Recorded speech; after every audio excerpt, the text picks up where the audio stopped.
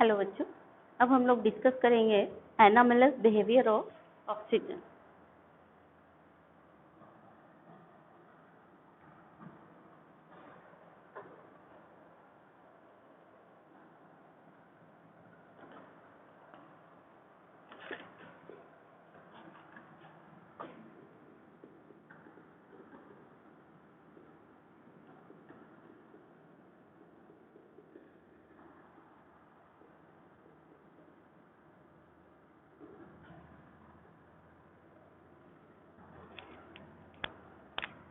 Oxygen shows anomalous behavior from its other family members. The reason is very small size, high electronegativity. तो क्या reason है इसके?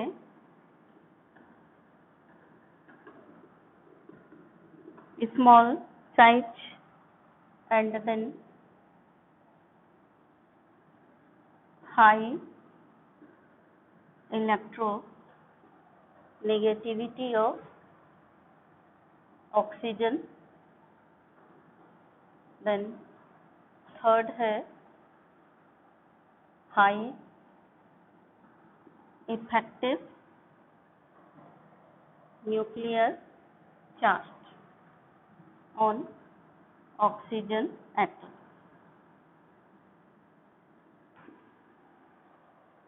And then fourth है non availability, या हम इसी को सीधी सीधी भाषा में कह सकते हैं absence of vacant d orbital. इन सब के कारण हाइड्रोजन में इन सब के कारण ऑक्सीजन एनामेलस प्रॉपर्टी शो करता है then it's other family members. अब हम लोग डिस्कस करेंगे फॉर्मेशन ऑफ हाइड्राइड्स या फिर reactivity of group 16 elements with hydrogen.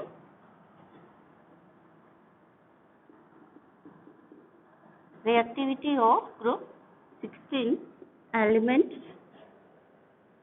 Towards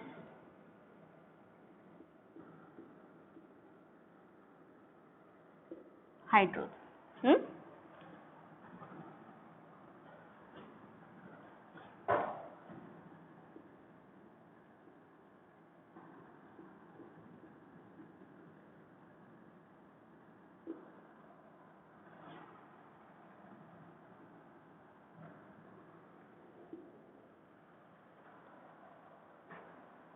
तो सभी ग्रुप 16 एलिमेंट्स H2O टाइप के ही हाइड्राइड बनाते हैं। जिस तरह से हाइड्रोजन H2O बनाता है, मतलब ऑक्सीजन के साथ, उसी तरह से बाकी सभी एलिमेंट्स के साथ भी उसी तरीके का बनाते हैं एलिमेंट्स।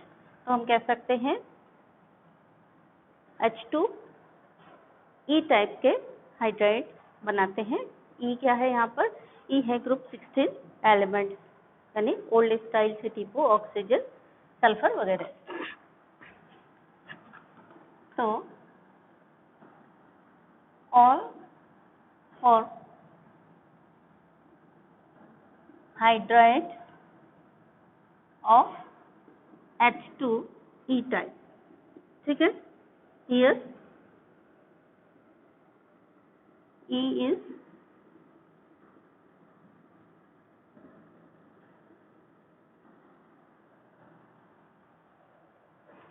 तो शेप कैसी होगी हाइड्राइड की, किस टाइप के होंगे? इसके लिए हमें क्या चाहिए? हाइब्रिडाइज्ड ऑर्बिटल्स चाहिए। तो नंबर ऑफ हाइब्रिडाइज्ड ऑर्बिटल्स यहाँ कितनी होगी? देखिए हाइब्रिडाइज्ड ऑर्बिटल्स कैसे निकालते हैं? V + M - C + A divided by 2। Balance electron कितने हैं सेंट्रल एटम में? 16 ग्रुप का है तो बैलेंस इलेक्ट्रॉन हुए 6 प्लस मोनोवैलेंट अटैच्ड, तो हाइड्रोजन 2 अटैच्ड हैं। कैटायन पे कोई चार्ज नहीं है, यानी प्लस चार्ज भी नहीं है, माइनस चार्ज भी नहीं है, तो C की वैल्यू और A की वैल्यू 0 हो गई, डिवाइडेड बाई 2, यानी 8 divided by 2 that is 4। Hybridized orbitals इसमें कितनी आ गई? 4 हाइब्रिडाइज्ड ऑर्बिटल आ गए। तो 4 हाइब्रिडाइज्ड ऑर्बिटल्स किस ज्योमेट्री में रहेंगी? तो ज्योमेट्री होगी हाइब्रिडाइज्ड ऑर्बिटल की इस तरह से, टेट्राहेड्रल। ये 4 हाइब्रिडाइज्ड ऑर्बिटल हैं, तो इस तरह से टेट्राहेड्रल ज्योमेट्री में रहेंगे।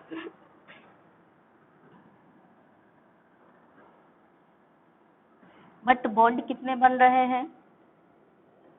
2 ही बन रहे हैं, तो 2 हाइब्रिडाइज्ड ऑर्बिटल ही बॉन्ड बनाएंगे। तो 2 हाइब्रिडाइज्ड ऑर्बिटल्स बॉन्ड बना लेंगी और 2 में लोन पेयर रहेंगे। तो क्या होगा ये ऑक्सीजन एटम है और ये 2 बन गए बॉन्ड और ये 2 हो गए लोन पेयर ऑफ इलेक्ट्रॉन। ठीक है, ये हाइब्रिडाइज्ड ऑर्बिटल किसके पास है? 4 ऑक्सीजन एटम के पास है। ठीक है, तो इस तरह से ये बन जाता है। अब यहाँ पर यानी कौन सा शेप हो गया बॉन्ड्स का? ये जो बॉन्ड बना रहे हैं शेप वही होगा। ये कौन सा शेप हो गया? बेंट शेप हो गया। इसका तो सारे मॉलिक्यूल्स के हाइड्राइड कैसे होंगे? सभी ग्रुप 16 एलिमेंट्स के हाइड्राइड कैसे होंगे? बेंट शेप होंगे with 2 lone pair of electrons. And one more thing is that the bond angle will be less than normal tetrahedral bond angle, that is 109.28 है ना। तो ये 109.28 ये नॉर्मल टेट्राहेड्रल बॉन्ड एंगल है, इससे कम होगा। ठीक है, लेस देन दिस यानी एक्चुअल में होना इतना चाहिए, बट होगा कितना बॉन्ड एंगल? बॉन्ड एंगल होगा यहाँ पे 104.5। ठीक है ना। So normal tetrahedral bond angle ये होता है और टेट्राहेड्रल बॉन्ड एंगल से ये कम होगा। और उसका रीजन टेट्राहेड्रल बॉन्ड एंगल से कम होगा। अगर कम होगा तो फिर उसका कुछ रीजन होगा। रीजन क्या है? जो 2 bond pair of electron present है, यानी bond pair repulsion is greater than lone pair repulsion. ये भी इधर एक दूसरे को रिपेल करेंगे, ये भी एक दूसरे को रिपेल करेंगे, but bond pair repulsion is lesser than lone pair repulsion. या हम कह सकते हैं लोन पेयर का repulsion is greater than bond pair repulsion. तो ये क्या करते हैं? इन दोनों बॉन्ड को इधर सप्रेस कर देते हैं, तो bond angle normal tetrahedral bond angle से कम हो जाता है। ये अपने आप में बहुत इंपॉर्टेंट क्वेश्चन है और आपको आगे चल करके मिलने वाला है। ठीक है, तो अब हम इनके हाइड्राइड्स की प्रॉपर्टीज के बारे में डिस्कशन करेंगे। बहुत इंपॉर्टेंट है। जिस तरह से आपने ग्रुप 15 के हाइड्राइड्स की प्रॉपर्टीज पढ़ी थी, अगर आपने वो तैयार कर ली होगी तो फिर आपको ये बहुत इजीली और बहुत सरल लगेगा। अगर आपने वो तैयार नहीं किया होगा तो आपको ये कठिन लगेगा। इसीलिए हमने आपको कहा था कि एक फैमिली ग्रुप 15 अच्छे से तैयार कर लेते हैं तो बाकी 16, 17 फैमिली अपने आप ऑटोमेटिकली तैयार हो जाती है। तो यहाँ पे हाइड्राइड के बारे में हम लोग डिस्कशन करेंगे।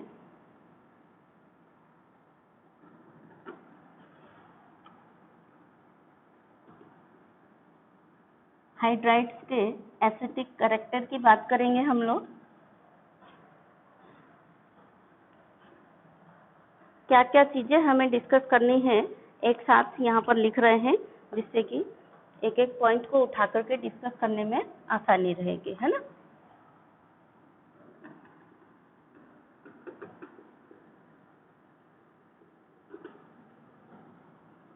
एसिडिक कैरेक्टर डिस्कस करेंगे, देन थर्मल स्टेबिलिटी को डिस्कस करेंगे,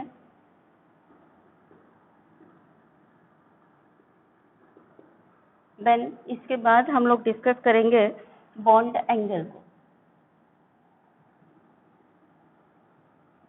एंड उसके बाद हमें डिस्कस करना है boiling point, and then next है मेल्टिंग पॉइंट। ठीक,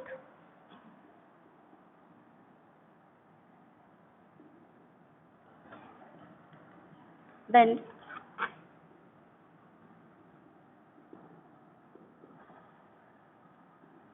reducing character,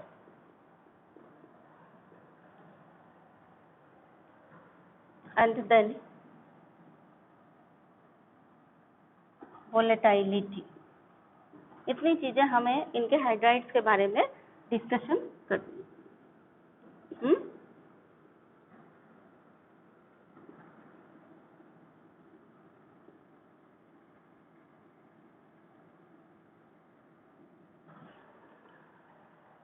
तो सबसे पहले शुरू करते हैं एसिडिक कैरेक्टर, ठीक।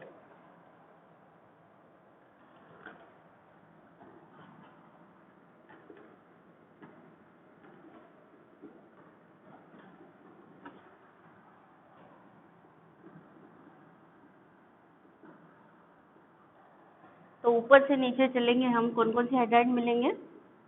ओल्ड, स्टाइल से टी, है ना। पीओ को हम कंपटीशन में नहीं रखते हैं क्योंकि पीओ रेडियो एक्टिव है, तो इसीलिए हम इसको यहाँ से हटा देते हैं। कंपटीशन में केवल इतने हाइड्राइड रहेंगे। डिस्कशन कर रहे थे एसिडिक कैरेक्टर ऑफ हाइड्राइड्स। तो एसिडिक कैरेक्टर उसका ज़्यादा होगा जो जल्दी H+ दे देगा। H+ जल्दी कौन दे देगा? जिसका बॉन्ड लंबा होगा और जो जल्दी टूट जाएगा, वो H+ जल्दी दे देगा, तो उसका एसिडिक कैरेक्टर ज़्यादा होगा। यानी कॉमन सेंस की बात है, किसका ज़्यादा होना चाहिए? जो जल्दी H+ दे दे। यानी ऊपर से नीचे आओगे तो बॉन्ड लेंथ बढ़ रही है, बॉन्ड लेंथ बढ़ रही है तो बॉन्ड नीचे वाला जल्दी टूट जाएगा क्योंकि साइज में बड़ा है, इसीलिए बॉन्ड डिसोसिएशन एंथैल्पी इसकी कम होगी, तो ये जल्दी टूटेगा, जल्दी टूटेगा, जल्दी H+ देगा। यानी एसिडिक कैरेक्टर ऊपर से नीचे आओगे तो क्या होगा? It increase down the group, ठीक है ना। जो जल्दी H+ दे देगा वो ज्यादा एसिडिक। जल्दी H+ कौन दे देगा? जिसका बॉन्ड लंबा होगा। कॉमन सेंस की बात है, ज्यादा रटना नहीं है, समझ करके लिखना, नहीं तो सारे एक जैसे क्वेश्चन है दिखाई देंगे आपको, ठीक है। और सीधी सी बात है, क्या बात मैंने बताया था आपको कि लंबा बॉन्ड जल्दी टूटेगा। बताया था ना आपको, बॉन्ड लंबा है जल्दी टूट जाएगा, तो जितना लंबा होगा वो जल्दी टूट करके H+ दे देगा, यानी उसकी एसिडिक कैरेक्टर की नेचर ज्यादा होगा, ठीक है। तो अगर आपको ये अरेंज करने के लिए दे दिया जाए कि increasing order of acidic character में इंक्रीज करेंगे, तो आपका क्या हो जाएगा? H2TE, फिर H2SE, फिर H2S और सबसे कम H2। ये हो गया। ज़्यादातर ऐसे अरेंज करने के लिए आता है कि इनको अरेंज करिए, या फिर पूछा गया ऊपर से नीचे आने पर इसका हाईएस्ट क्यों हुआ या उसका कम क्यों हुआ, तो उसका रीज़न आपके पास है। अगर पूछा जाए इसका एसिडिक कैरेक्टर हाईएस्ट क्यों, ये इस फैमिली में लीस्ट एसिडिक क्यों, ये रीजनिंग के क्वेश्चन हो गए। तो अगर आपसे पूछा जाए वाई H2TE इज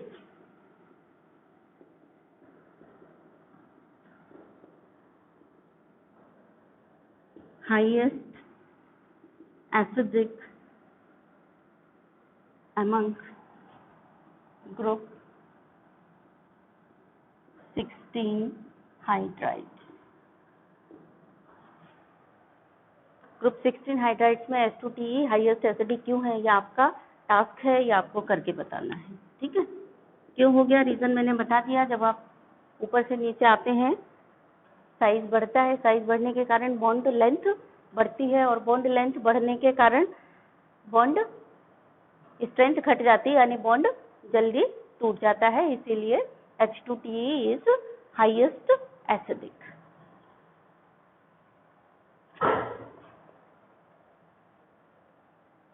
तो अब हम लोग डिस्कस करेंगे थर्मल स्टेबिलिटी ऑफ हाइड्राइड्स।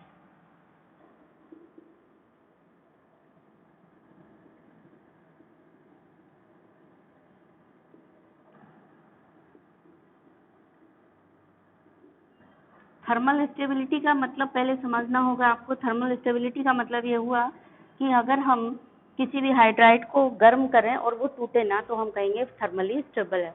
यानी देर में बॉन्ड टूटेगा तो क्या कहेंगे? थर्मली स्टेबल है। तो किसकी थर्मल स्टेबिलिटी ज़्यादा होगी? जिसका बॉन्ड देर में टूटेगा।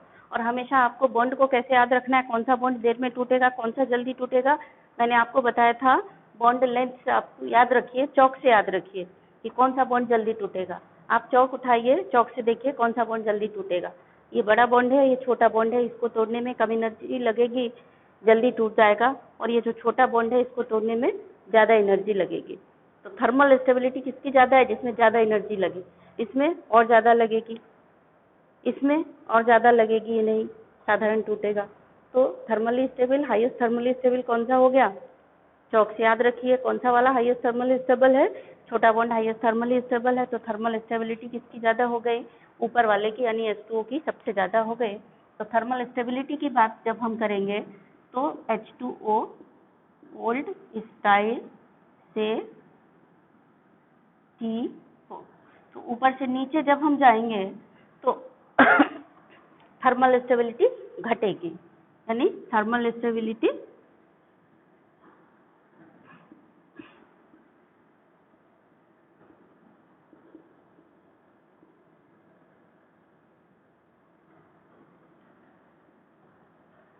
डिक्रीज डाउन द, ऊपर से नीचे आएंगे तो थर्मल स्टेबिलिटी घटेगी, कारण बॉन्ड लेंथ बढ़ेगी तो बॉन्ड डिसोसिएशन एंथैल्पी घट जाएगी।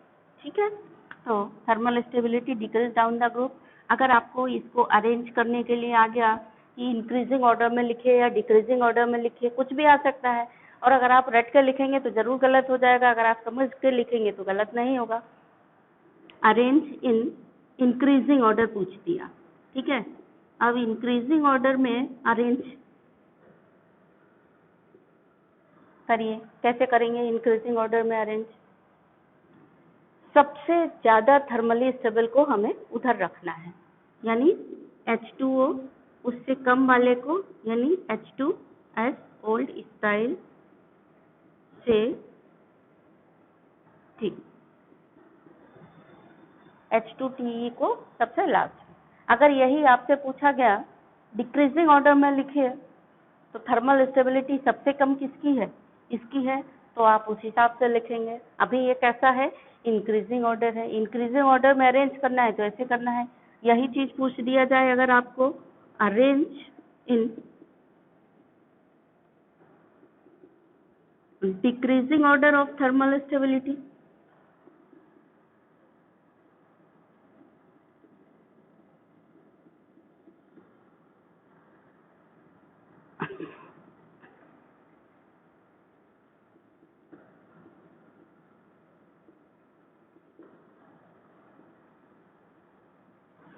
Decreasing order of thermal stability का मतलब क्या हुआ कि हमको साइन कैसे बनाने हैं, ऐसे पहले से सोच लेना है।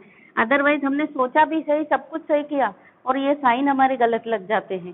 तो हमें सबसे पहले सोचना है कि हम क्या लिख रहे हैं, डिक्रीजिंग ऑर्डर लिख रहे हैं। डिक्रीजिंग ऑर्डर लिख रहे हैं तो हमारा साइन कैसा बनना चाहिए? ऐसा बनना चाहिए। और फिर सोचेंगे दिमाग में कि सबसे कम जिसकी थर्मल स्टेबिलिटी है उसको इधर रखना चाहिए। तो सबसे कम थर्मल स्टेबिलिटी किसकी है? H2TE की है, तो हम इसको यहाँ ऐसे रखेंगे H2TE, फिर H2SE, फिर H2S और फिर H2। ठीक है ना। तो अगर इंक्रीजिंग पूछ दिया या डिक्रीजिंग पूछ दिया, अब आप कितनी चीजें रटोगे? इसमें भी इंक्रीजिंग डिक्रीजिंग पूछा जा सकता है, तो कहाँ तक रटा जाएगा ये चीज? तो रटना बिल्कुल नहीं है, आपको सिर्फ हमेशा एक चौक लेकर के घूमना है। जब भी इनऑर्गेनिक केमिस्ट्री यानी हाइड्राइड्स पढ़ने हैं, पी ब्लॉक एलिमेंट या पढ़ना है आपको 15, 16 कोई भी एलिमेंट पढ़ना है, 17 ग्रुप पढ़ना है और हाइड्राइड पढ़ना है, तो ज़्यादातर जो प्रॉपर्टी है वो किस बात पर डिपेंड कर रही है? आपके बॉन्ड के साइज पर डिपेंड कर रही हैं। तो बॉन्ड के साइज के बारे में सोचना है, बॉन्ड डिसोसिएशन एनर्जी किसकी कम होगी, किसकी ज़्यादा होगी। लंबा बॉन्ड जल्दी टूटेगा, छोटा बॉन्ड देर में टूटेगा। और ये प्रैक्टिकल करके देखते रहोगे, पक्का याद हो जाएगा, कुछ रटने की ज़रूरत नहीं है आपको। रटोगे तो ज़रूर गलत होगा, हर बार कभी ऐसा लगाना है, कभी ऐसा लगाना है, इसीलिए। ठीक है, तो थर्मल स्टेबिलिटी के बाद अब हम लोग यहाँ पे आपको एक अगर क्वेश्चन दे दिया जाए होमवर्क का करने के लिए तो ठीक रहेगा, है ना। तो थर्मल स्टेबिलिटी से रिलेटेड क्वेश्चन हो गया आपका कि why H2O is highly stable than other hydrides in group 16.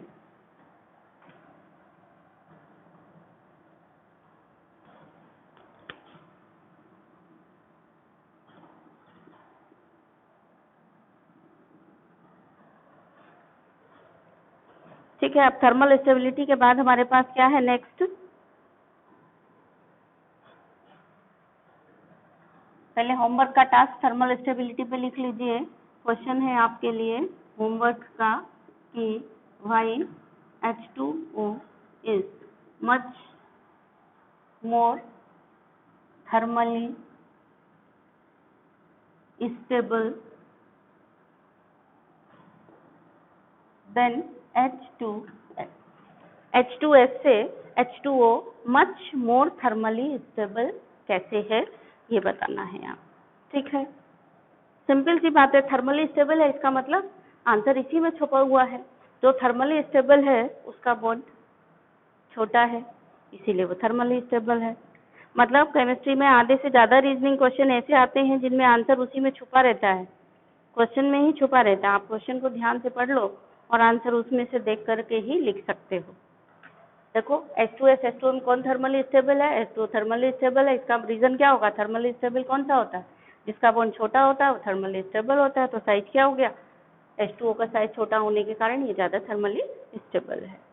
तो ये आपको करके लाना है। देन नेक्स्ट हम अब डिस्कस करेंगे, थर्मल स्टेबिलिटी हो गया, अब हमारा नेक्स्ट टॉपिक हो गया बॉन्ड एंगल। ठीक है, तो अगर हम बॉन्ड एंगल की बात करते हैं इन सभी में, तो H2O ओल्ड स्टाइल से ऊपर से नीचे आएंगे तो बॉन्ड एंगल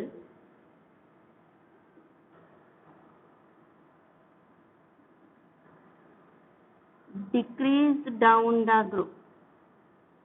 बॉन्ड एंगल ऊपर से नीचे आएंगे तो घटेगा। ठीक है, रीजन जैसे ग्रुप 15 में आपने पढ़ा था कि जब बॉन्ड छोटे होते हैं, साइज छोटा होता है तो बॉन्ड छोटा होगा। छोटा बॉन्ड होगा, सपोज ये दो बॉन्ड हैं छोटे छोटे, एक ये बॉन्ड है और एक ये बॉन्ड है। अब बॉन्ड छोटा है तो दोनों बॉन्ड पेयर ऑफ इलेक्ट्रॉन पास पास है, एक दूसरे को ज्यादा रिपेल करेंगे।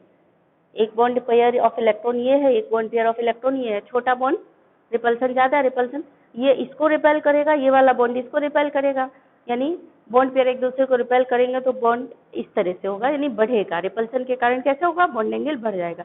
अब देखो बॉन्ड लंबा हो गया तो बॉन्ड पेयर पास पास आ गए,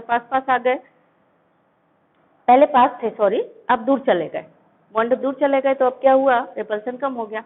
रिपल्सन कम हो गया तो बॉन्ड एंगल छोटा हो गया। ठीक है, जहाँ ज्यादा रिपल्सन होगा बॉन्ड पेयर रिपल्सन, वहाँ बॉन्ड एंगल बड़ा होगा।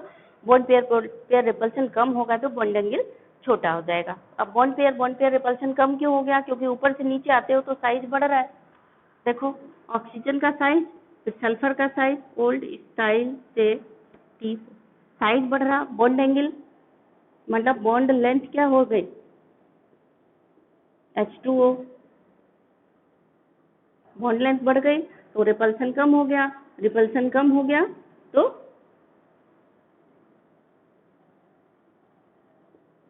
बॉन्ड एंगल कम हो जाएगा। रिपल्सन जितना ज्यादा होगा, ये इसको रिपेल करेगा तो दोनों बॉन्ड दूर दूर हो जाएंगे, मतलब बॉन्ड एंगल बढ़ जाएगा। रिपल्सन कम हो गया तो बॉन्ड एंगल घट जाएगा। तो ऊपर से नीचे बॉन्ड एंगल डिक्रीज हो रहा है। रीजन आपको समझ आ गया होगा कि ऊपर से नीचे आ रहे हैं तो साइज बढ़ रहा है, size of atom increase, size of central atom increase, so bond length also increase, bond dissociation enthalpy decrease, इसीलिए सॉरी बॉन्ड डिसोसिएशन एंथैल्पी का कोई काम नहीं है। Size increase so distance of bond pair electron also increase, so repulsion between two bond pair of electron decrease, इसलिए bond angle also decrease। ठीक है, यानी ऊपर से नीचे आते हैं साइज बढ़ने के कारण bond pair becomes farther and farther या away and more away from the central atom, so repulsion decrease and bond angle also decrease। ठीक है, तो bond angle इसका रीजन क्या हो गया, ये आप लिखेंगे, ठीक है, ये आपका टास्क हो गया। क्लियर हो गया? देन नेक्स्ट है बॉन्ड एंगल के बाद हम लोग डिस्कस करेंगे, हाँ, बॉन्ड एंगल अगर इसको अरेंज करने के लिए आ जाए इंक्रीजिंग ऑर्डर या डिक्रीजिंग ऑर्डर, तो इंक्रीजिंग ऑर्डर में क्या होगा,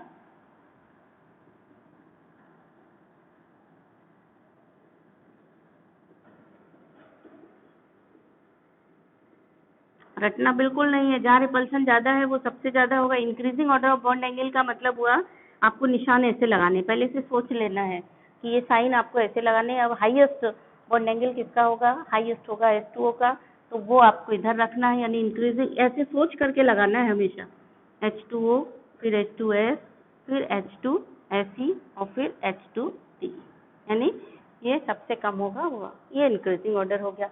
अब वहीं आपको अगर डिक्रीजिंग ऑर्डर लगाना है ऑफ बॉन्ड एंगल, तो फिर से सोचिए कि डिक्रीजिंग ऑर्डर लगाना है बॉन्ड एंगल का, तो हमें साइज यानी ये साइन कैसे बनाने पड़ेंगे।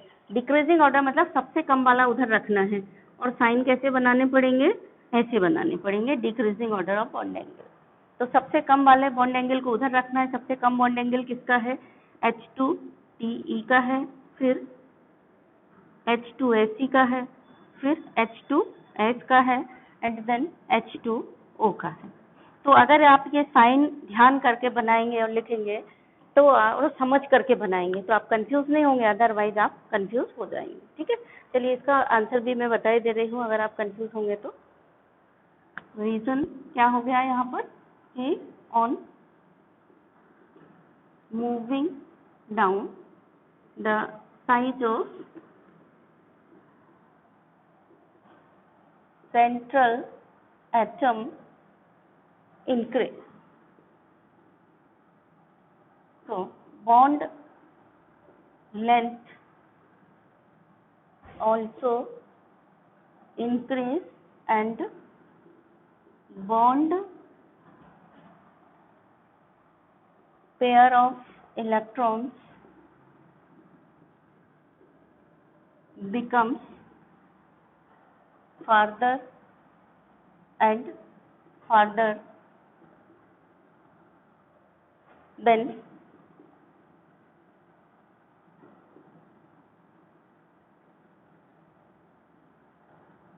farther and farther from central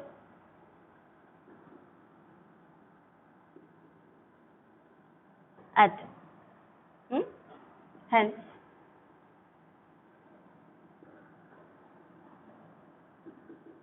repulsion between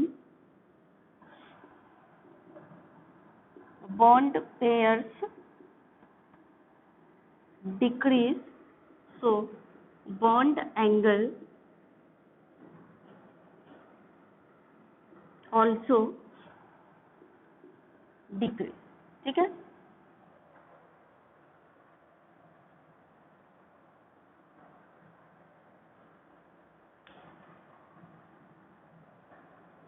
farther की जगह अवे शब्द का भी यूज कर सकते हो, मोर अवे फ्रॉम सेंट्रल एटम। तो ये हो गया हमारा बॉन्ड एंगल का। अब हम आते हैं बॉइलिंग पॉइंट और मेल्टिंग पॉइंट, ठीक है।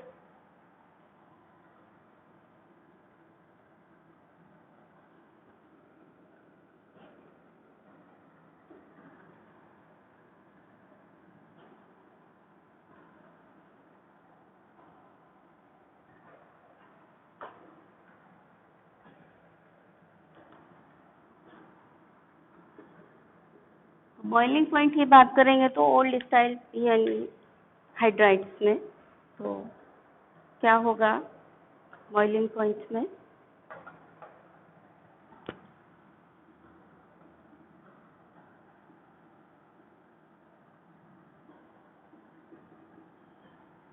बॉइलिंग पॉइंट किस बात पर डिपेंड करता है, आपने क्या समझा है पहले से, van der Waals force of attraction पर डिपेंड करता है।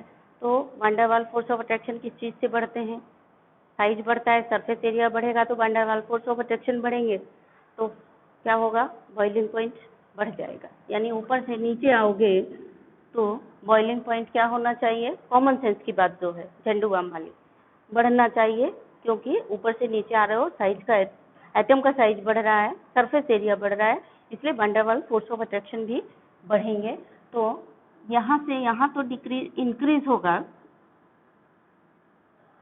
बॉइलिंग पॉइंट, ठीक है, लेकिन H2O से H2S ये हम ऐसा ना कह के बल्कि ये कह सकते हैं कि यहाँ से यहाँ इंक्रीज हो रहा, वो नॉर्मल ट्रेंड है जो आपने सीखा कि साइज बढ़ने के कारण सरफेस एरिया बढ़ा, van der Waals force of attraction बढ़े, और इसीलिए यहाँ से यहाँ आओगे तो बढ़ेगा, लेकिन यहाँ पे H2O जो है वो एक्सेप्शनल है, ये आपको याद रखना है।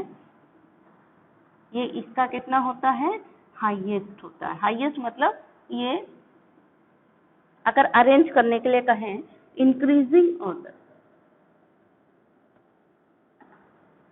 ऑफ बॉइलिंग पॉइंट, ठीक है, तो वो क्या हो जाएगा, बॉइलिंग पॉइंट का इंक्रीजिंग ऑर्डर ये हो जाएगा, यहाँ से देख लो, पहले सोच लो, क्या सोचोगे कि H2O में हाइड्रोजन बॉन्डिंग है इसलिए इसका हाईएस्ट होगा, और फिर उसके बाद सारा नॉर्मल ट्रेंड है किसके, वैन डेर वाल्स फोर्स के बेस पर करना पड़ेगा।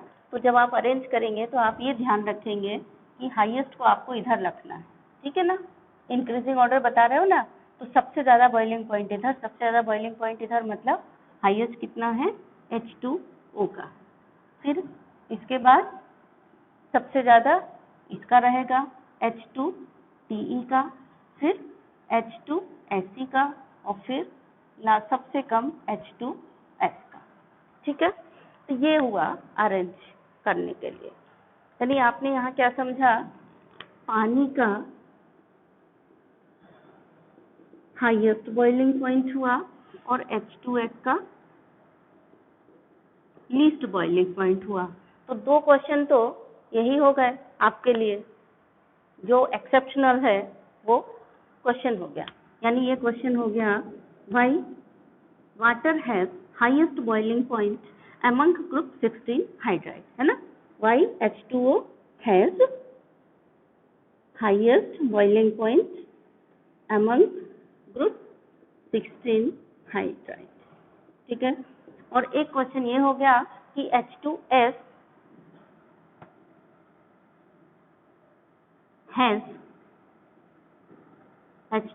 has least boiling point among group 16 hydride। ये भी अपने आप में बहुत इंपॉर्टेंट है, और इस तरह से अरेंज करना, इंक्रीजिंग ऑर्डर में अरेंज करना या डिक्रीजिंग ऑर्डर में अरेंज करना, दोनों ही बहुत इंपॉर्टेंट है। अब क्वेश्चन एग्जाम में जिस तरीके से भी आए, आपको ध्यान रखना है कि हमको पूछा क्या गया है, उसी के अकॉर्डिंग आपको ये साइन लगाने हैं। और अगर इंक्रीजिंग ऑर्डर पूछा गया, आपने भले साइन सही लगा दिए लेकिन लिख डिक्रीजिंग ऑर्डर में दिया है, तो आपके नंबर कट जाएंगे। अगर 1 नंबर का होगा, भले आपने सही लिखा आधा, क्योंकि पूछा गया इंक्रीजिंग ऑर्डर और आप लिख रहे हो डिक्रीजिंग ऑर्डर।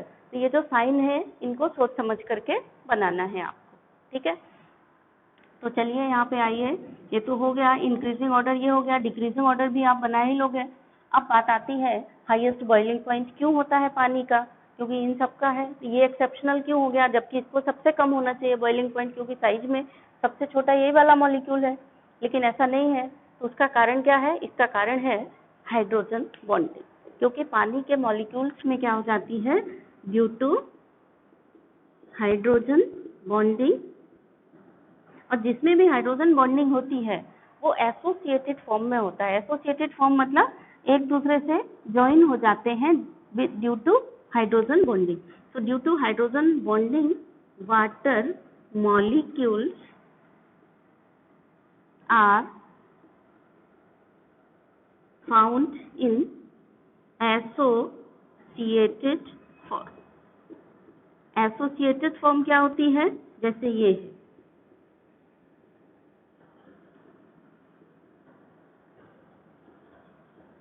पानी के मॉलिक्यूल्स के बीच में इस तरह से हाइड्रोजन बॉन्डिंग एस्टेब्लिश हो जाती है कि ये मॉलिक्यूल जुड़ जाते हैं हाइड्रोजन बॉन्डिंग के द्वारा, एक एसोसिएशन बना लेते हैं। एसोसिएशन मतलब जुड़ना। तो ये क्या हो गया, ये क्या है, ये H बॉन्डिंग है और ये पानी के मॉलिक्यूल आपस में जुड़ गए, लंबी चेन बना लेते हैं इस टाइप से, आपस में एसोसिएशन हो जाता है, इसके कारण इनका बॉइलिंग पॉइंट हाईएस्ट हो जाता है। होना चाहिए था सबसे कम, लेकिन हो गया हाईएस्ट। उसका कारण क्या है? एसोसिएटेड फॉर्म में आ गए, तो इसलिए पानी इजीली वेपर फेज में नहीं जा सकता है या इजीली बॉयल नहीं हो सकता है, ये कारण। जिसमें भी हाइड्रोजन बॉन्डिंग होगी वो एसोसिएटेड फॉर्म में आ जाएगा, और एसोसिएटेड फॉर्म में आ जाएगा तो मतलब उसका बॉइलिंग पॉइंट बढ़ जाएगा। तो यहाँ पे पानी का बॉइलिंग पॉइंट हाईएस्ट हो गया। अब प्रॉब्लम क्या आती है कि हाइड्रोजन बॉन्डिंग का एक्सेप्शन 15 फैमिली में भी है। 15 फैमिली के हाइड्राइड में भी आपने पढ़ा था, और 16 फैमिली के हाइड्राइड में भी पढ़ रहे हो, तो फिर गड़बड़ हो जाती है। ठीक है, अभी आप क्या पढ़ रहे हो? Boiling point. 15 ग्रुप हाइड्राइड में बॉइलिंग पॉइंट की क्या पोजीशन थी? वहां पे अमोनिया में हाइड्रोजन बॉन्डिंग है, लेकिन अमोनिया का बॉइलिंग पॉइंट हाईएस्ट नहीं है, तो उसको आप कैसे, मैंने आप बताया था, ध्यान रखो, पानी का बॉइलिंग पॉइंट हाईएस्ट, लेकिन नानी का बॉइलिंग पॉइंट बीचों बीच में। तो अगर अदरवाइज क्या करोगे, या तो ये सही होगा या तो फिर वो सही होगा, या तो ये गलत कराओगे या वो, उन दोनों में से कोई गलत करोगे, क्योंकि आपके दिमाग में ये बैठ जाता है हाइड्रोजन बॉन्डिंग मतलब बॉइलिंग पॉइंट हाईएस्ट। और नानी के केस में ऐसा नहीं है। हाइड्रोजन बॉन्डिंग, यहाँ पे हाइड्रोजन बॉन्डिंग के कारण पानी का हाईएस्ट हो गया, लेकिन नानी के केस में क्या हो रहा था? देखो ध्यान से जरा, नानी, पापा, आंसू, सब बीम। पानी के केस में क्या हो रहा था? यहाँ से यहाँ तो बढ़ रहा था बॉइलिंग पॉइंट, लेकिन नानी का बॉइलिंग पॉइंट यहाँ था, ये बीचों बीच, है ना। तो आपको कैसे हमने याद कराया था कि बॉइलिंग पॉइंट में पानी का हाईएस्ट लेकिन नानी का बीचों बीच है, ऐसे आप ध्यान रखेंगे तो आपकी गड़बड़ी नहीं होगी। ठीक है, पानी का हाईएस्ट है ड्यू टू हाइड्रोजन बॉन्डिंग, और नानी का भी होना चाहिए यहाँ, लेकिन यहाँ नहीं है, यहाँ आ गया बढ़ करके, क्योंकि ये एसोसिएटेड फॉर्म में है अमोनिया। ठीक है ना, तो अमोनिया का यहाँ से हट करके मतलब लीस्ट होना चाहिए, लीस्ट नहीं है, और ये कैसा है? हाईएस्ट है, और ये pH3 का लीस्ट है। ठीक, तो ध्यान रखना, दोनों को साथ में एक बार कंपैरिजन करना कि अमोनिया का बॉइलिंग पॉइंट हाइड्रोजन बॉन्डिंग के कारण हाईएस्ट नहीं हुआ है, ये आपको ध्यान रखना है, नहीं तो आप ये वाला गलत करोगे। अगर ये याद रहा तो वो गलत कर दो। दोनों को साथ में कंपैरिजन करके ध्यान रखोगे तो नहीं गलत होगा। अक्सर ज़्यादातर बच्चे ये वाला गलत करके आते हैं, इसलिए मैंने साथ में आपको बताया है। तो ये तो हो गई बॉइलिंग पॉइंट की बात। अब चलते हैं मेल्टिंग पॉइंट पे। तो मेल्टिंग पॉइंट में भी यही ट्रेंड रहेगा। इसका एक क्वेश्चन रह गया, कौन सा? H2S का बॉइलिंग पॉइंट लीस्ट क्यों है? ये अब आप कर लेंगे, क्योंकि सल्फर का छोटा साइज है, H2S का बहुत ही छोटा साइज है, तो सरफेस एरिया बहुत कम है, तो van der Waal forces are very weak, और वीक वांडरवाल फोर्सेस हैं, तो इजीली जो H2S है वो वाटर फॉर्म से वेपर फेस में जा सकता है, इसीलिए H2S का बॉइलिंग पॉइंट सबसे कम है, कारण small size and least van der Waal forces due to very small surface area. तो वो वाला क्वेश्चन आप कंप्लीट करके लाएंगे। ठीक है, अब हम बात करते हैं यहाँ पर मेल्टिंग पॉइंट की। तो मेल्टिंग पॉइंट की बात करेंगे तो देखिए,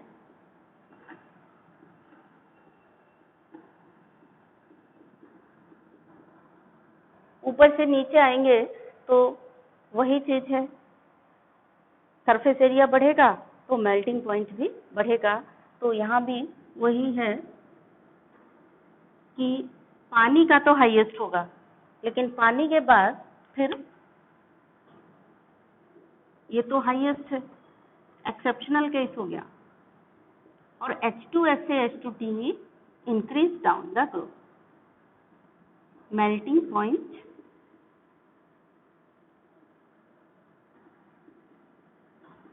इंक्रीज होने का कारण क्या हो गया? एसोसिएटेड फॉर्म, इसका हाईएस्ट होने का कारण क्या हो गया? हाइड्रोजन बॉन्डिंग के कारण एसोसिएटेड फॉर्म में एग्जिस्ट करता है, इसीलिए बॉइलिंग, या चाहे वो मेल्टिंग पॉइंट की बात हो चाहे बॉइलिंग पॉइंट की, तो मेल्टिंग पॉइंट भी इसीलिए इसका हाईएस्ट हो गया। अब ऊपर से नीचे आए तो इनका इंक्रीज डाउन क्यों हुआ? ऊपर से नीचे आ रहा तो इंक्रीज हो रहा है मेल्टिंग पॉइंट। इंक्रीज होने का कारण क्या है? वांडरवाल फोर्स ऑफ अट्रैक्शन बढ़ रहा है, क्योंकि साइज बढ़ रहा है, सरफेस एरिया बढ़ रहा है, वही चीज हो गया, ठीक है ना। तो अरेंज अगर हम इसको करें increasing order of boiling point, तो हमें इस तरह से लगाना होगा। हाईएस्ट वाले को इधर रखेंगे तो हाईएस्ट क्या हुआ यहाँ पे, पानी, ठीक। इसके बाद उससे कम कौन सा हुआ, उससे कम ये हुआ H2TE, उससे कम कौन सा हुआ H2SE, उससे कम कौन सा हुआ H2S। तो इस तरह से हम अरेंज करेंगे इसको। अगर इंक्रीजिंग ऑर्डर में अरेंज करना है तो ऐसे करेंगे, डिक्रीजिंग ऑर्डर में सपोज अरेंज करने के लिए आ गया,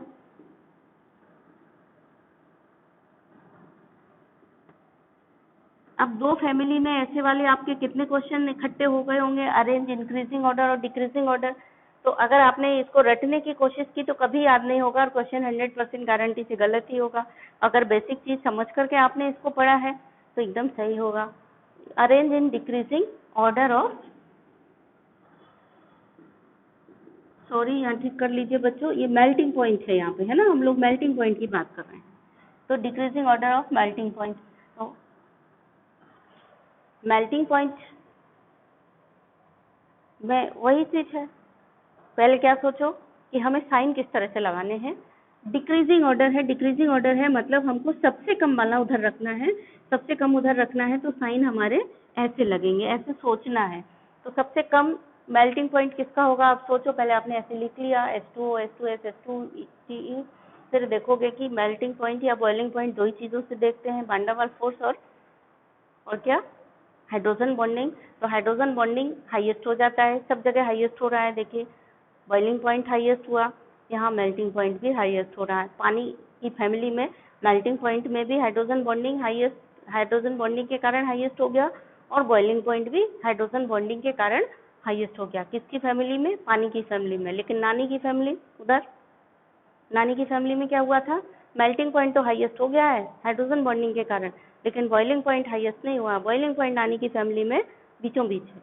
तो ये याद रखना है कि पानी की फैमिली में मेल्टिंग पॉइंट और बॉइलिंग पॉइंट दोनों ही हाईएस्ट हैं पानी के, लेकिन नानी की फैमिली में मेल्टिंग पॉइंट तो हाईएस्ट है नानी का, नानी के हाइड्राइड का, लेकिन बॉइलिंग पॉइंट बीचों बीच में।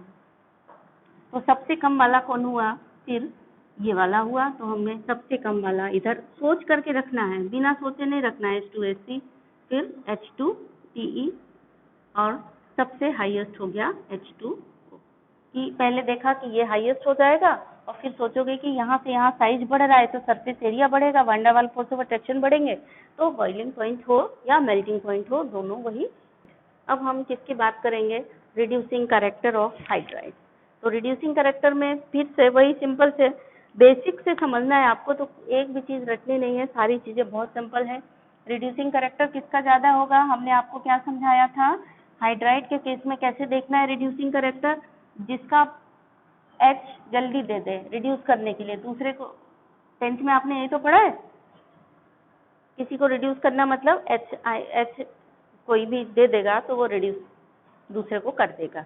तो इन हाइड्राइड में जो जल्दी H दे देगा वो उसका सबसे ज्यादा रिड्यूसिंग कैरेक्टर होगा।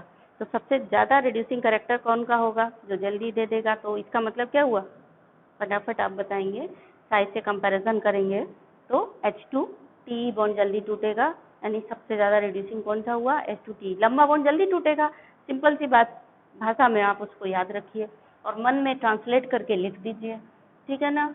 तो हम किसकी बात कर रहे हैं, reducing character of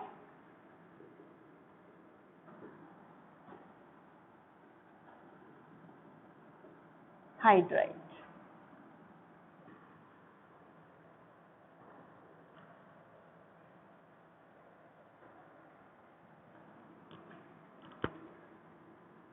H2O old style से, ठीक, ऊपर से नीचे आई। सोचो रिड्यूसिंग कैरेक्टर मतलब जो जल्दी H दे दे। जल्दी H कौन दे देगा, जिसका बॉन्ड जल्दी टूट जाएगा। किसका बॉन्ड जल्दी टूटेगा, जो लंबा बॉन्ड होगा जल्दी टूटेगा, यानी ऊपर से नीचे आ रहे हो साइज बढ़ेगा। तो रिड्यूसिंग कैरेक्टर क्या हो गया,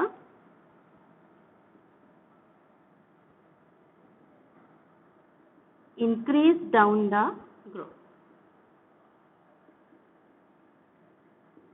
ठीक है। रीजन,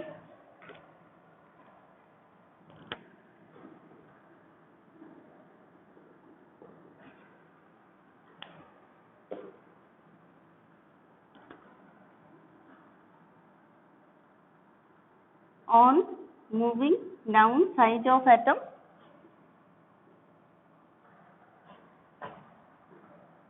increase, so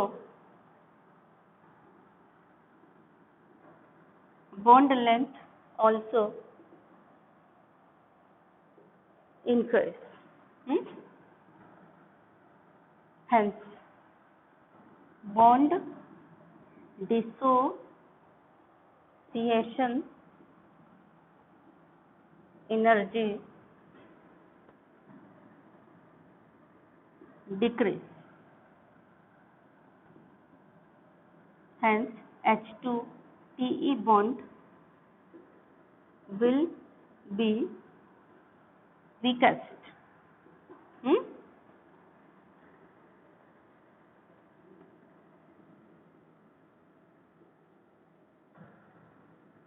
Hence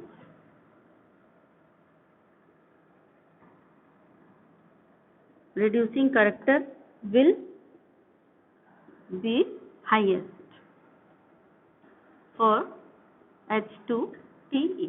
और वाइस वर्सा, जैसी लैंग्वेज हो वैसा आपको जवाब देना है। सपोज डिक्रीज डाउन या रिड्यूसिंग करेक्टर ऊपर से नीचे इंक्रीज क्यों हुआ, तो आप उस हिसाब से बता दीजिए कि इंक्रीज क्यों हुआ। हाईएस्ट क्यों है, मैंने हाईएस्ट का बता दिया कि H2PE का हाईएस्ट क्यों है। तो जिस तरह से आपको जवाब पूछा गया उसी हिसाब से आप जवाब दे सकते हैं। यहीं पे क्वेश्चन ये भी हो सकता है, वाई H2O इज, ये क्वेश्चन आप करके लाएंगे, है ना। वाई H2O हैज लीस्ट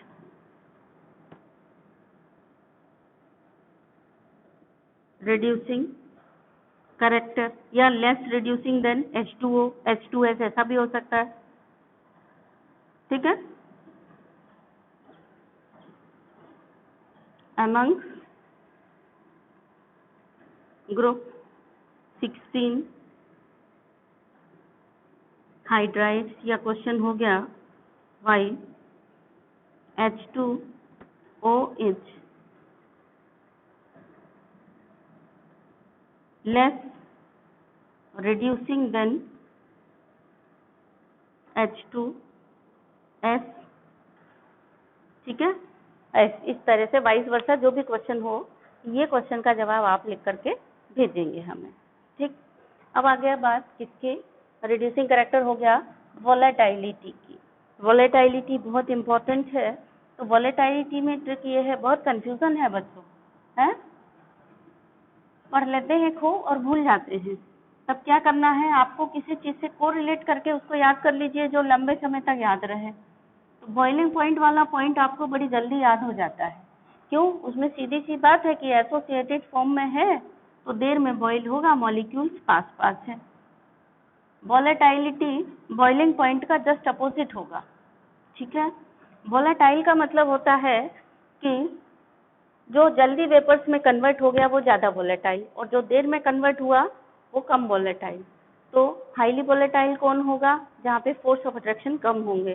तो लीस्ट वोलेटाइल कौन होगा, पानी होगा, क्योंकि पानी में हाईएस्ट फोर्स ऑफ अट्रैक्शन है, कारण हाइड्रोजन बॉन्डिंग के कारण। और फिर उसके बाद वोलेटाइल बिहेवियर, ऊपर से नीचे आओगे तो कैसा होगा, बढ़ता जाएगा, क्योंकि सरफेस एरिया बढ़ रहा है तो van der Waals force of attraction बढ़ रहे हैं, इसीलिए वोलेटाइल नेचर कम होता चला जाएगा। तो दोनों तरीके से जब आप याद रखोगे तो गड़बड़ हो जाएगी। तो हमेशा ये याद रखो कि वोलेटाइलिटी का क्रम बॉइलिंग पॉइंट के क्रम से जस्ट अपोजिट होता है। और लिखने के बाद एक बार चेक भी कर लो कि तुमने सही लिखा है या नहीं लिखा है। ठीक है। तो वोलेटाइलिटी की बात करेंगे तो H2O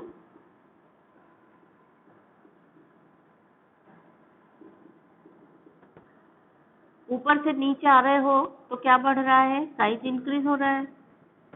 पहले ऐसे देखो, वोलेटाइलिटी यहाँ से यहाँ क्या होगी, डिक्रीज होगी। ठीक है।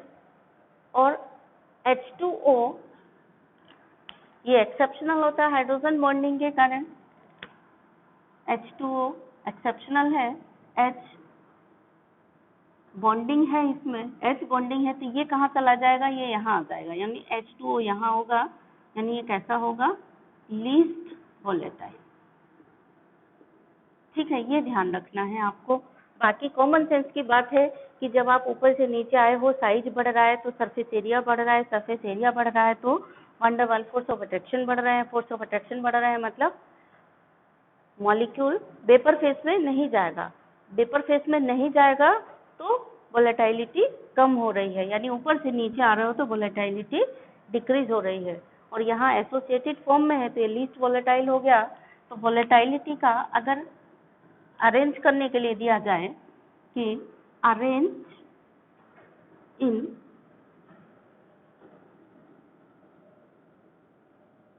Increasing order of volatility, increasing order of volatility, अगर आपका ये कंसेप्ट सही है, पहले आपने इसको यहाँ से ऐसे लगा लिया तो आप फटाफट इसको लगा लेंगे। इंक्रीजिंग ऑर्डर ऑफ वोलेटिलिटी, तो सबसे पहले तो आप ये सोचो कि इंक्रीजिंग ऑर्डर लगाना है, मतलब हमको साइन किस तरह से लगाना है, ऐसे लगाना है, ठीक है। अब क्या करना है, जो सबसे ज्यादा वोलेटाइल है उसको उधर लिखना है, तो सबसे ज्यादा वोलेटाइल कौन सा हुआ, ये हुआ हमारा H2S, और उससे ज्यादा H2SE, उससे थोड़ा कम H2TE, और सबसे कम या लीस्ट वोलेटाइल H2O। तो यहीं पे दो बहुत इंपॉर्टेंट क्वेश्चन हो गए आपके लिए कि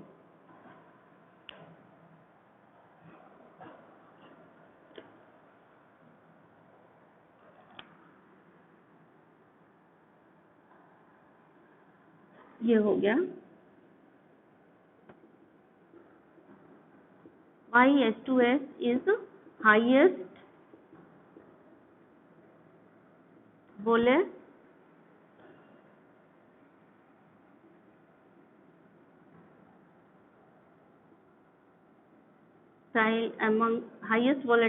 among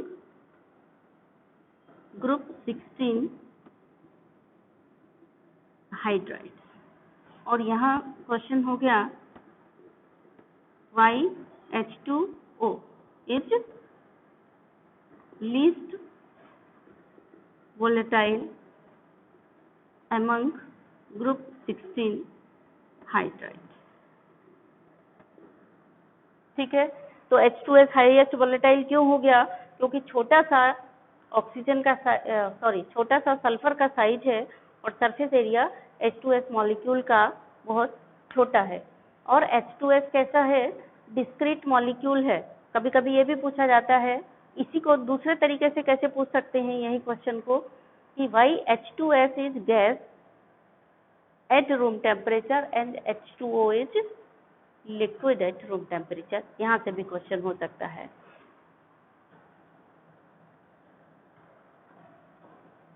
ठीक है, तो why H2S is highest volatile,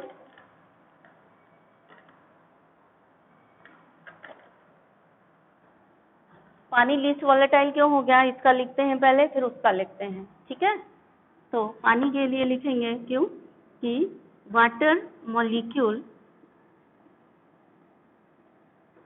is found in या exists in associated form due to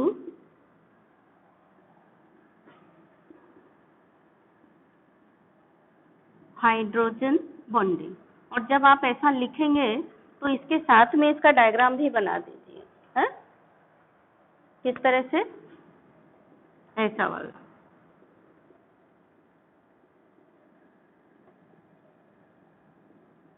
hydrogen bonding के कारण ये एसोसिएटेड फॉर्म में है, इसीलिए ये इसका ये लीस्ट वोलेटाइल है ना।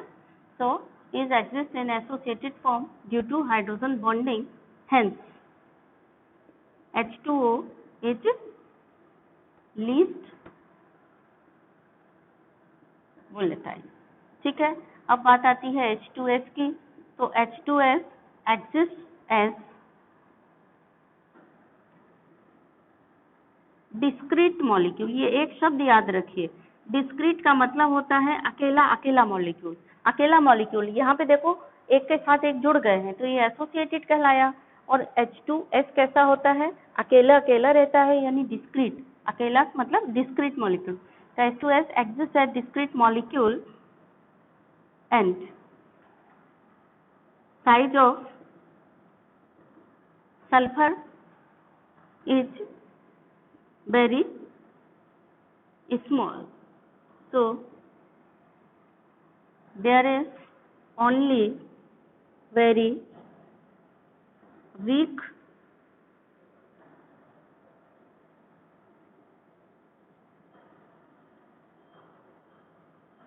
van der Waals forces among H2S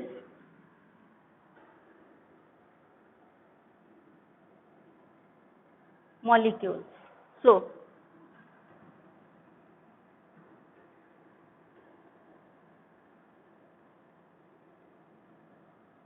hence molecules easily pass into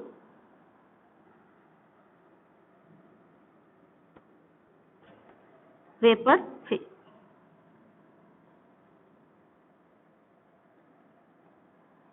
इसलिए मॉलिक्यूल्स इजीली वेपर फेज में पास होकर के चले जाते हैं।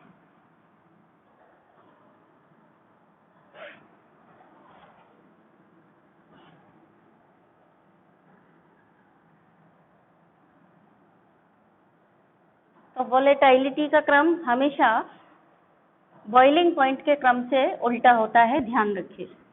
जिसका बॉइलिंग पॉइंट हाईएस्ट होगा उसकी वोलेटाइलिटी लीस्ट होगी। तो वोलेटाइलिटी में आप ध्यान रखिए, यहीं से कोरिलेट करिए तो आपको कंफ्यूजन नहीं होगा। हाईएस्ट बॉइलिंग पॉइंट मतलब वोलेटाइलिटी लीस्ट, यानी पानी का बॉइलिंग पॉइंट हाईएस्ट था तो वोलेटाइलिटी लीस्ट है। H2S का बॉइलिंग पॉइंट सबसे कम था तो उसकी वोलेटाइलिटी सबसे ज़्यादा है। Least volatile and H2S is highest volatile. यहाँ पे क्वेश्चन एक बहुत इंपॉर्टेंट है। क्वेश्चन ये है कि why H2 hydrogen bonding is formed by in H2O but not in H2S।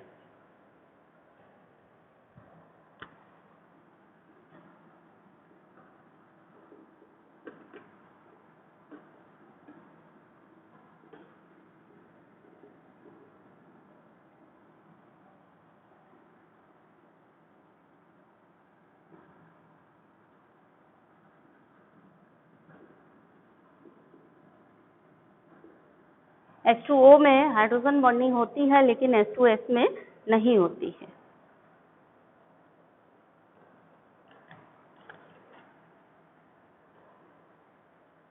कारण क्या है?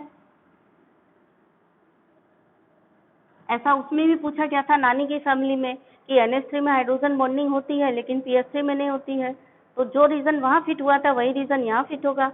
वहाँ आपने पढ़ा था कि नाइट्रोजन का स्मॉल साइज है, इलेक्ट्रोनेगेटिविटी ज़्यादा है, तो NH बॉन्ड में मतलब नाइट्रोजन और हाइड्रोजन में इलेक्ट्रोनेगेटिविटी डिफरेंस बहुत ज़्यादा हाई होने के कारण NH बॉन्ड हाईली पोलर होता है, इसलिए हाइड्रोजन बॉन्डिंग होती है, PS बॉन्ड में नहीं होती है।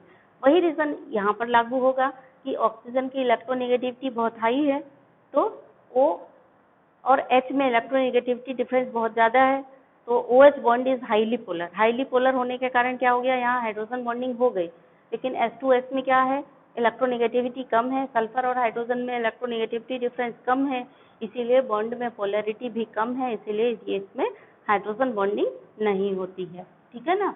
तो बिकॉज रीजन क्या हो गया, due to very small size of oxygen, small size and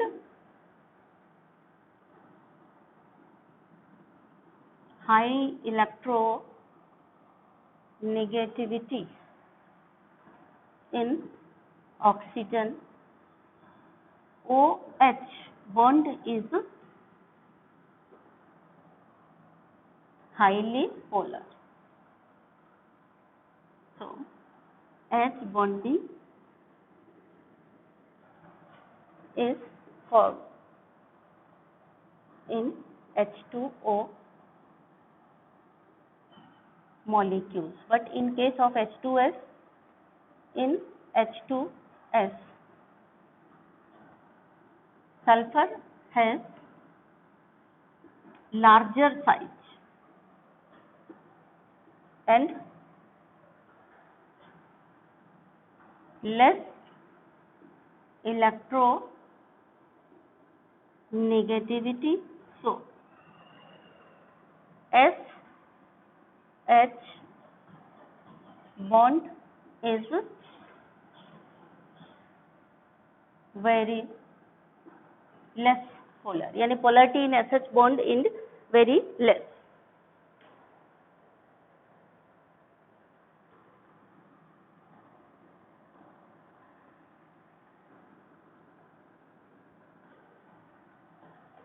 Less electronegativity, polarity in SH bond is very less, hence H2S not form H bond.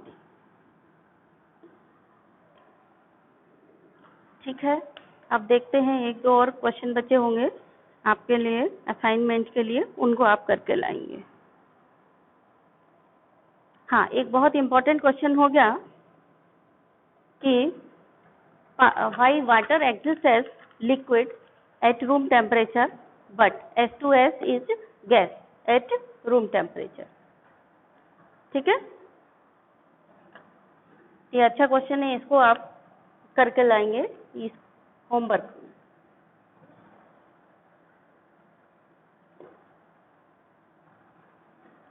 तो लिख लीजिए होमवर्क के लिए task, why water exist as liquid at room temperature but H2S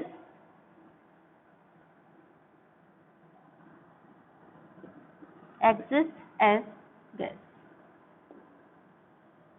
या ये दूसरे तरीके से हुआ तो physical state of water is liquid at room temperature, explain करिए.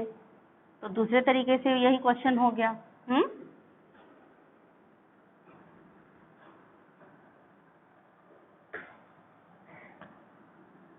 व्हाई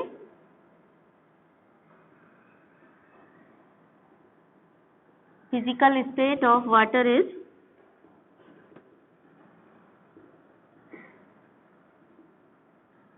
liquid at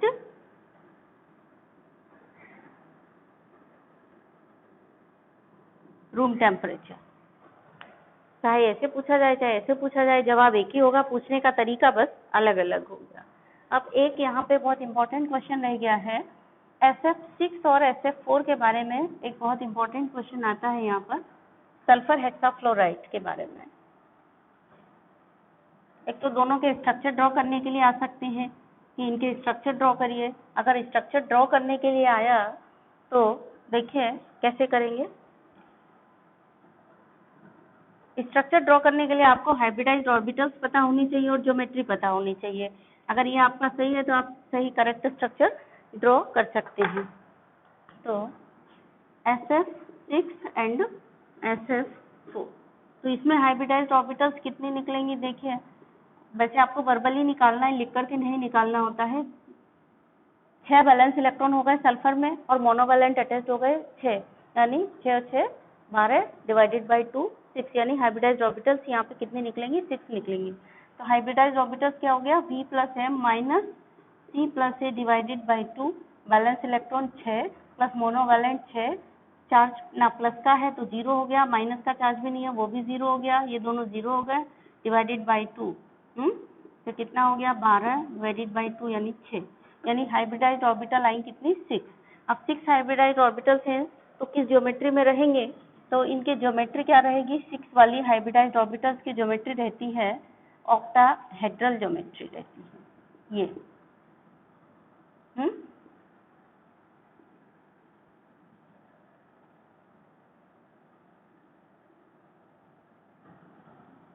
सही तरीका बनाने का ऐसे है, ऑक्टाहेड्रल ज्योमेट्री बनाना है तो आप ऐसे बनाओ.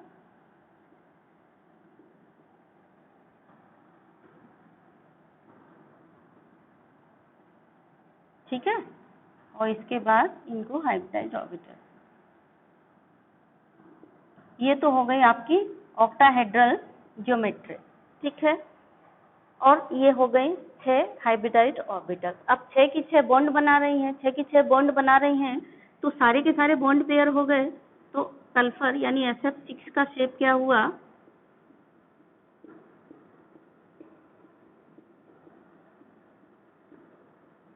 ये हो गया SF6 और शेप इसका कैसा हो गया, ऑक्टाहेड्रल, ठीक है। अब अगर हम SF4 की बात करें तो इसी तरह से SF4 में हाइब्रिडाइज्ड ऑर्बिटल निकालेंगे। तो हाइब्रिडाइज्ड ऑर्बिटल्स कितनी निकल आएंगी, B + M- इसी वाले फॉर्मूले से 6 and 4 10 डिवाइडेड बाई 2, यानी ये आ गया 6 + 4/2 दैट इज 10/2 फिर 5 आ गया। तो हाइब्रिडाइज्ड ऑर्बिटल्स किस तरह से रहेंगी, अगर 5 हाइब्रिडाइज्ड ऑर्बिटल्स होती हैं तो वो रहती हैं ट्राइगोनल बाइपिरामिडल ज्योमेट्री में, इस तरह से, यानी 3 हाइब्रिडाइज्ड ऑर्बिटल्स ऐसी रहेंगी और 2 इस तरह से रहेंगी। ये कहलाती है trigonal bipyramidal geometry, trigonal bipyramidal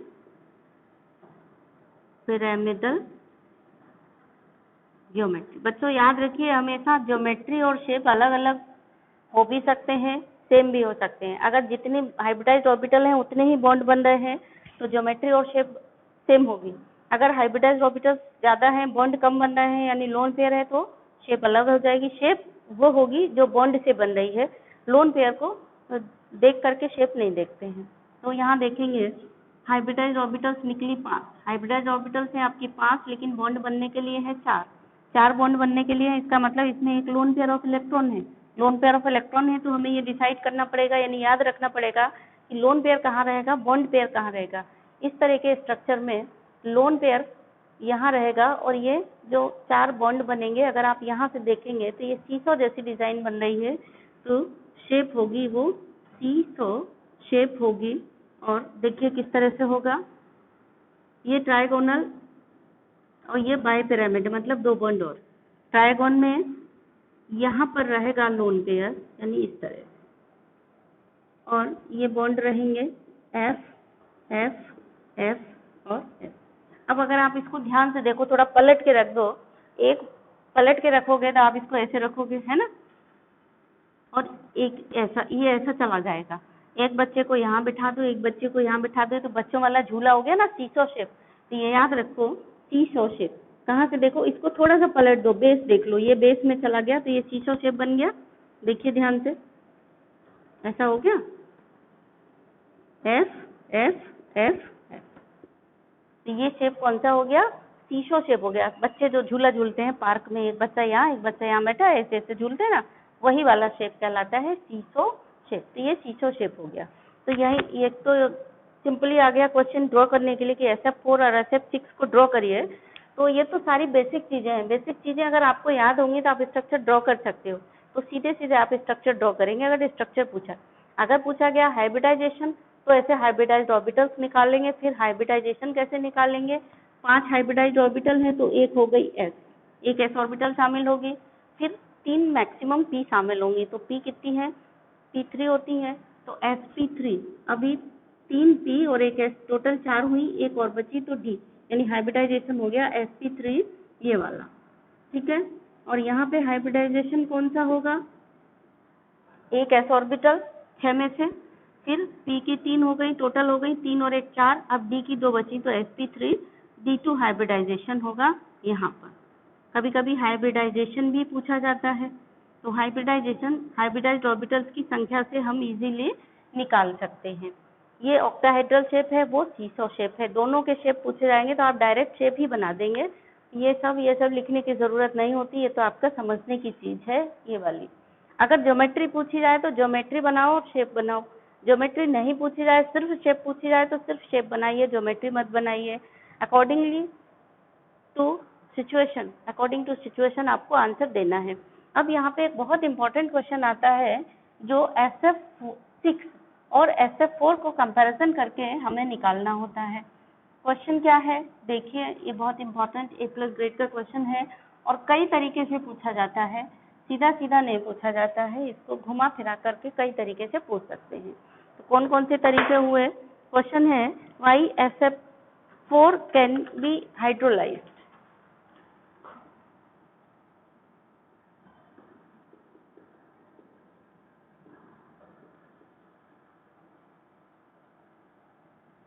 but SF6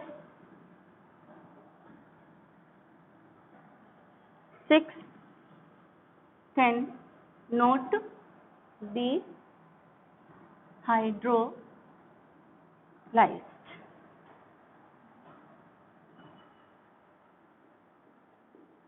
then question 2 है, क्वेश्चन 2 नहीं है, यही क्वेश्चन दूसरे तरीके से अगर पूछा गया तो क्या हो सकता है?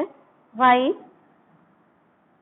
SF6 is stable but SF4 is not.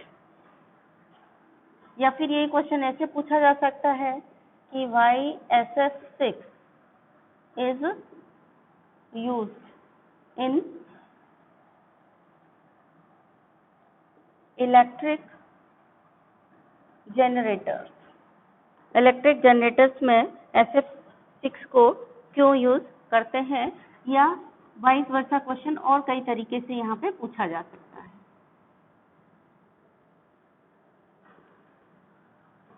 तो बहुत इंपॉर्टेंट क्वेश्चन है ये भी, शेप बनाने वाला भी और ये रीजनिंग वाला भी।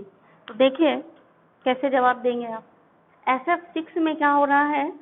सल्फर इज प्रोटेक्टेड बाई 6 यानी 6 फ्लोरीन एटम से प्रोटेक्टेड है। तो जब कोई रिजल्ट आएगा ये इक्वली हर तरफ से प्रोटेक्टेड है, तो रिजल्ट इस पर अटैक यानी सल्फर पर अटैक नहीं कर पाएगा। इसीलिए कैसा है? इनर्ट है। इनर्ट है इसीलिए इसको हम इलेक्ट्रिक जनरेटर में भी यूज करते हैं। इनर्ट है इसीलिए इसकी हाइड्रोलिसिस नहीं हो सकती है। इनर्ट है इसीलिए ये स्टेबल है, क्योंकि कोई रिजल्ट इस पर अटैक नहीं कर सकता, क्योंकि ये इनको प्रोटेक्ट कर रहे हैं। 6 फ्लोरीन एटम इसको प्रोटेक्ट कर रहे हैं। यहाँ क्या हो रहा है? यहाँ हो रहा है, इसके ज्योमेट्री देखो और शेप देखो। शेप कैसी है? सीसो शेप है। तो एक तो लोन पेयर ऑफ इलेक्ट्रॉन है, और ये जो लोन पेयर ऑफ इलेक्ट्रॉन है वो इजीली अटैच किया जा सकता है यहाँ से। दूसरी बात, इसको सल्फर को प्रोटेक्ट करने वाले यहाँ 4 ही हैं।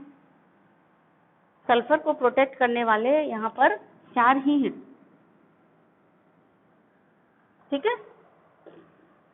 4 फ्लोरीन एटम प्रोटेक्ट कर रहे हैं, तो इस पे इजीली अटैक किया जा सकता है। इसकी सुरक्षा व्यवस्था ज्यादा अच्छी नहीं है। एक तो 4 ही चौकीदार काम कर रहे हैं इसको प्रोटेक्ट करने के लिए, और दूसरा इसका लोन पेयर ऑफ इलेक्ट्रॉन भी है इसमें जो इजीली इस पे अटैक किया जा सकता है। तो इसीलिए SF4 को हाइड्रोलिसिस किया जा सकता है, क्योंकि इसमें लोन पेयर ऑफ इलेक्ट्रॉन है, तो it can be easily hydrolysed. और दूसरा ये सीसो शेप है, और लोन पेयर ऑफ इलेक्ट्रॉन के कारण, शेप के कारण, it can be easily hydrolyse. यहाँ पे स्टेरिकली हाईली प्रोटेक्टेड है, तो इसीलिए हम इसको इजीली हाइड्रोलाइज्ड नहीं कर सकते हैं, ठीक है। तो आप चाहें तो इस क्वेश्चन का जवाब भी लिख लीजिए फटाफट। और जब भी ये क्वेश्चन आएगा तो उसके साथ में इस तरह से डायग्राम आप जरूर बनाएंगे। डायग्राम बना करके ही जवाब देना है, और सिंपली शेप पूछा गया तब तो आप शेप का डायग्राम बनाएंगे ही।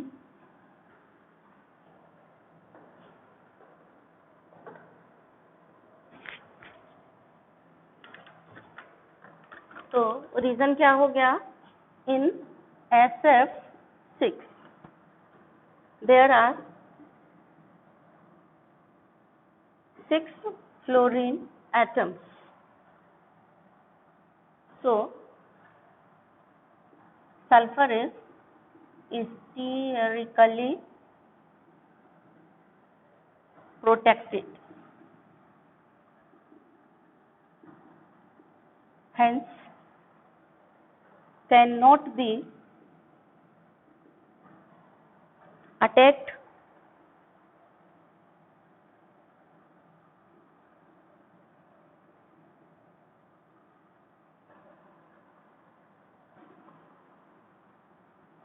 easily by reagent,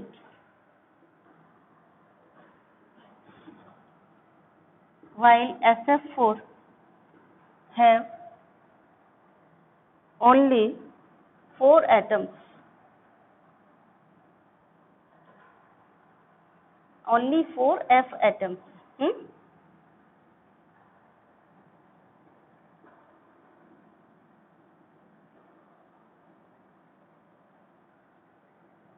Hence,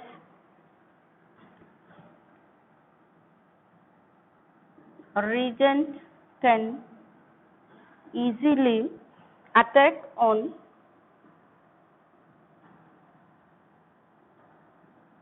central atom.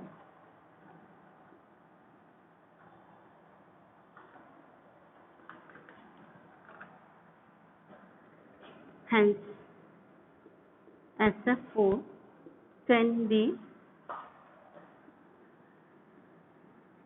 hydrolyzed easily.